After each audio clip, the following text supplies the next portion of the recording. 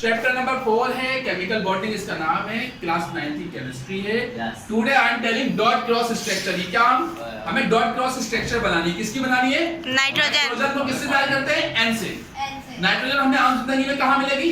हवा में। हवा में नाइट्रोजन मौजूद होती है। इसका एटॉमिक नंबर क्या है? 7। यानी कि इसके पास कितने इलेक्ट्रॉन्स होते हैं? 7 इलेक्ट्रॉन्स होते हैं। ठीक है, तो ये देखा, नाइट्रोजन का एक न्यूक्लियस बनाते हैं। इसके पहले शेल में कितने इलेक्ट्रॉन आएंगे?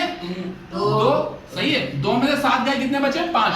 तो 5 इलेक्ट्रॉन इसके वैलेंस शेल में आएंगे, यानी कि आखिरी शेल में। आखिरी शेल को बोलते हैं क्या? वैलेंस शेल बोलते हैं। 2 ये हुए, 2 ये 4 और 1 5। तो आखिरी शेल को मुकम्मल करने के लिए कितने इलेक्ट्रॉन होना चाहिए? 8। तो कितने इलेक्ट्रॉन का है? 3। तो इसका मकसद है नाइट्रोजन कितने इलेक्ट्रॉन की शेयरिंग करेगा? 3 इलेक्ट्रॉन्स की। जब 3 इलेक्ट्रॉन की शेयरिंग करेगा तो इनके दरमियान कौन सा बॉन्ड बनेगा? Triple covalent bond.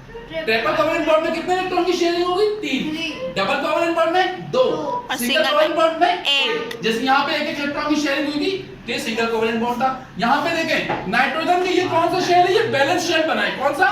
Balance shell. Balance shell में कितने इलेक्ट्रॉन होते हैं? 5। इसको बैलेंस शेल पूरा करने के लिए कितने चाहिए? 3 इलेक्ट्रॉन और चाहिए। तो अब यही 2 नाइट्रोजन आइटम आपस में इकट्ठे हुए, जिसको हमने N2 का मतलब कितने आइटम है नाइट्रोजन के? 2 और 3 आने का मतलब ट्रिपल कोवलेंट बॉन्ड बन रहा है। यानी कि कितने इलेक्ट्रॉन की शेयरिंग हो रही है? 3 इलेक्ट्रॉन की। इसके बैलेंस शेल में कितने इलेक्ट्रॉन है? 5। 1 2 3 4 5। और इसके बैलेंस शेल में कितने इलेक्ट्रॉन है? 5। बेटा हाथ नीचे करें। इसके बैलेंस शेल में कितने इलेक्ट्रॉन है? 5। 1 2 3 4 5। तो दोनों को कितने कितने इलेक्ट्रॉन की जरूरत है? 3 की। अपने बैलेंस शेल में कम से कम कितने होने चाहिए? 8 इलेक्ट्रॉन होने चाहिए। और अभी कितने हैं? 5। तो दोनों को 3 इलेक्ट्रॉन कम पड़ रहे हैं। तो 3 इलेक्ट्रॉन जो है ये इससे लेगा और 3 इलेक्ट्रॉन ये इससे लेगा। तो दोनों मिल गए, ओवरलैप हो गए। जब दोनों मिले, अब देखा अभी इसके पास कितने इलेक्ट्रॉन है? 1 2 3 4 5। तो 3 इलेक्ट्रॉन इसके आ गए, तो 8 इलेक्ट्रॉन हो गए। तो ये 3 इलेक्ट्रॉन निकल के इस ऑर्बिट में आएंगे, या 5 और 3 कितने जाएंगे? 8 इलेक्ट्रॉन मूव करेंगे।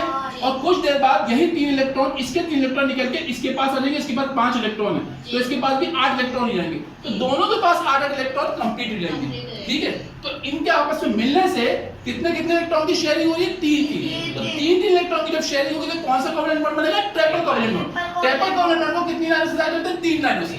ठीक है, तो इस तरह से नाइट्रोजन के दरमियान ट्रिपल कोवलेंट बॉन्ड बन रहा है। और ये कौन सी स्ट्रक्चर है? Dot cross structure. ओके, समझ में आ गया? क्लोज।